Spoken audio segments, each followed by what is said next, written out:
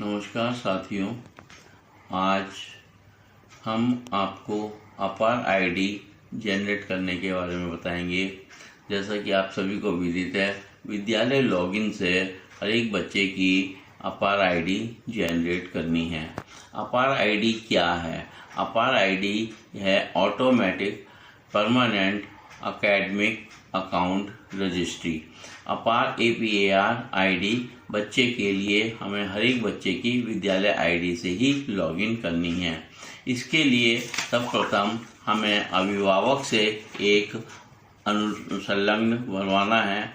उसमें बच्चे के अभिभावक से हमें सहमति लेनी है। उस सहमति का प्रारूप ये इस प्रकार होगा, जिसमें अभिभावक और बच्चे का आधार कार्ड का और अभिभावक की सहमति होगी कि हम उसकी अपार आईडी बनाने के लिए सहमति देते हैं।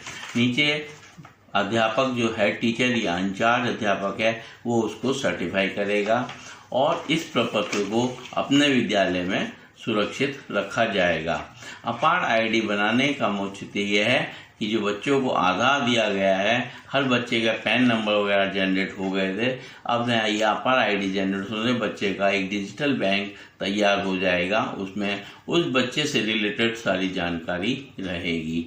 अपार आईडी जनरेट करने के लिए सर्वप्रथम हमें विद्यालय के U- पर जाना होगा। U- जैसे कि हम पहले भी ऑपरेट कर चुके हैं और काफ़ी डाटा उसमें भर चुके हैं, उसी तरह ये भी एक मॉड्यूल नया उसमें ऐड हुआ है विद्यालय के लिए। और जब हम U- को अपने विद्यालय के लिए खोलेंगे तो हमें उसमें अपार आईडी रिलेटेड एक मॉड्यूल दिखाई देगा। इस मॉड्यूल को किस तरह हमें ओपन करना है, कैसे उस पर वर्क करना है, मैं उसके बारे में आपको थोड़ा विस्तार से इस वीडियो के माध्यम से बताना चाह रहा हूं, क्योंकि काफ़ी वीडियो मार्केट में आ चुके हैं लेकिन हम उसको सही से समझ नहीं पा रहे हैं। शॉर्ट में ये आपको उसके सिर्फ एप्लीकेशन बताएगा किस तरह हमें इसे ऑपरेट करना है। अभी तक जो दिया गया है उसमें ये प्राइमरी, बेसिक और जूनियर बेसिक और कक्षा 1 से 9 और 9 से 12 तक के लिए बनाया गया है। वर्तमान में ये कक्षा 1 से 8 तक के लिए अभी ओपन नहीं हुआ है, अतः उसके लिए हमें कुछ धैर्य और प्रतीक्षा करनी होगी। जब ये मॉड्यूल ओपन हो जाएगा तब हम इस पर कार्य कर सकेंगे। सर्वप्रथम हमें जिस तरह की हम U- लॉगिन करते हैं उसी तरह हमें अपने विद्यालय का U- लॉगिन करना है।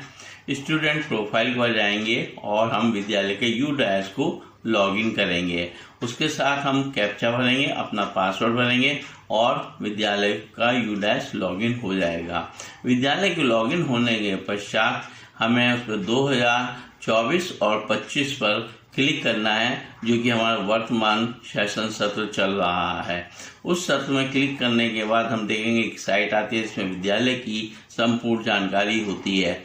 उसको हम क्लोज कर देंगे। उसके बाद होम पर जाएंगे और लेफ्ट हैंड साइड पर जो होम में क्लॉजेस दिखाई देती हैं उसमें सभी विद्यालय से रिलेटेड अपने विद्यालय की डाटा देखने के पश्चात कक्षावार उसमें बच्चों का डिटेल रहेगी।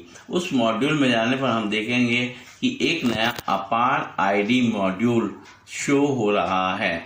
वर्तमान में कक्षा 1 से 5 और 1 से 8 तक के विद्यालयों के लिए ये मॉड्यूल अवेलेबल नहीं है। जब हम इस होम पेज में क्लिक करते हैं तो इस कार्य को करने से पहले हमें 2 कार्य करने जरूरी हैं। जैसा कि मैंने एक प्रपत्र आपको दिखाया, अभिभावक का सहमति पत्र, इसको हेड टीचर और इंचार्ज अध्यापक उसको कंप्लीट करके अपने विद्यालय में रखेंगे। दूसरा पॉइंट है प्रोग्रेस एक्टिविटी, जो हम पहले भी भर चुके हैं। अगर किसी बच्चे की अभी इनकम्प्लीट है तो उसे कंप्लीट करके उसको U- से हम प्रोग्रेस एक्टिविटी में जाकर कंप्लीट कर लेंगे।